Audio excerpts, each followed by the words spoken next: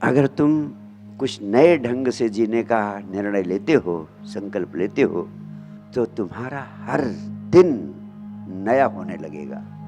और जिस व्यक्ति का हर दिन नया होने लगता है, उस व्यक्ति का हर पल नया होने लगता है। और जब जिंदगी का हर दिन हर पल नया होने लगता है, तो उसकी जिंदगी की हर रात दिवाली हो जाती है और हर दिन होली में बदल जाता है। वास्तव में सच्चे अर्थों में उत्सव और महोत्सव उसी की जिंदगी में पैदा होता है, अन्यथा नहीं।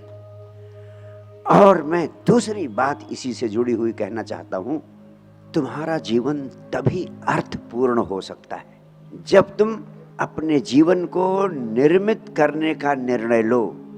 अपने जीवन को निर्मित करने का, अपने जीवन को बिल्डअप करने का। जैसा जीवन चाहिए वैसा जीवन तुम्हें बनाना है।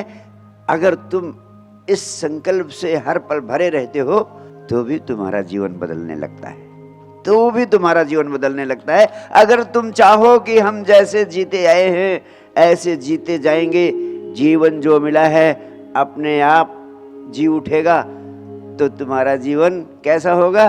वैसे जैसे सामान्य लोगों का जीवन होता है।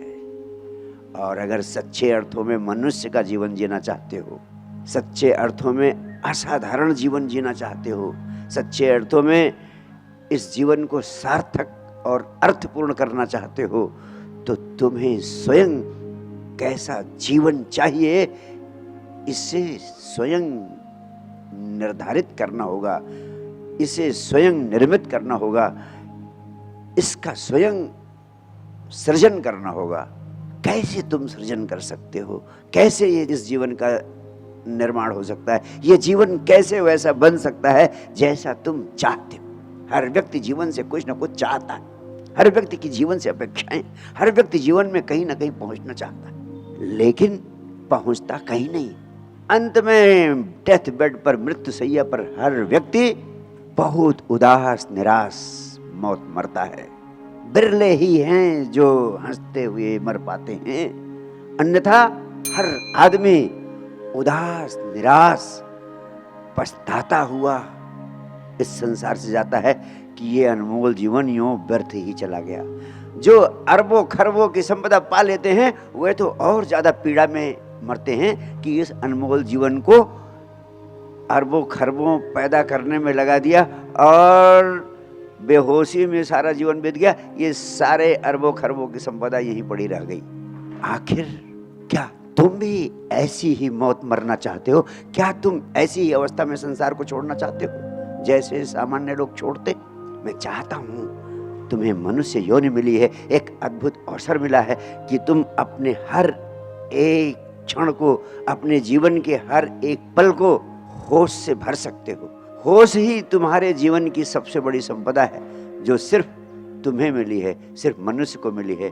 और सारे पशु बेहोशी में जीने को मजबूर हैं, बाध्य हैं।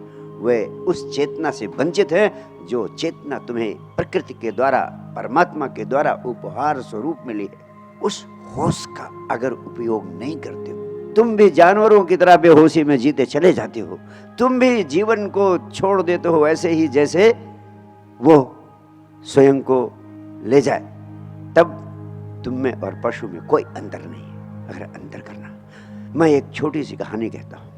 आप एक हवाई जहाज से यात्रा कर रहे हैं और उस तीव्र गति से उड़ रहे हवाई जहाज में पायलट एकाएक इंटरकॉम से घोषणा करता है, यात्रियों को सूचना देता है, और आप उस हवाई जहाज में सवार।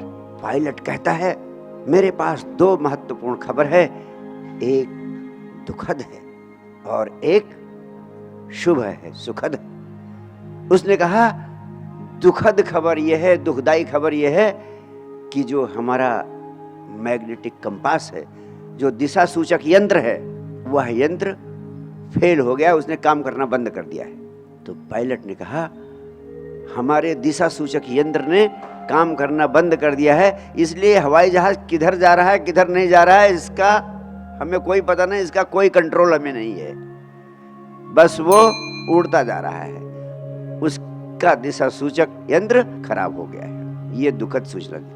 सुखद सूचना उसने क्या दी कि हमारा हवाई जहाज बहुत तीव्र गति से उड़ रहा है। ये सुखद समाचार है कि गति तीव्र है।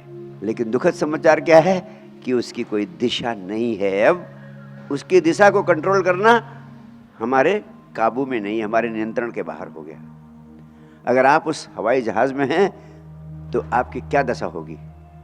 आप बेचैन हो जाएंगे, घबरा हो जाएंगे, खतरे में पहुंच जाएंगे। आप इस बेचैनी से भर जाएंगे कि अब क्या होगा, मेरा हाल कहां पहुंचूंगा, कोई ठिकाना नहीं। और आप बहुत पछताएंगे कि हम इस जहाज में कैसे बैठ गए और इतना बुरा हाल हमारा कैसे हो गया। जहाज तीव्र गति से उड़ रहा है, इसकी दिशा का नियंत्रण नहीं।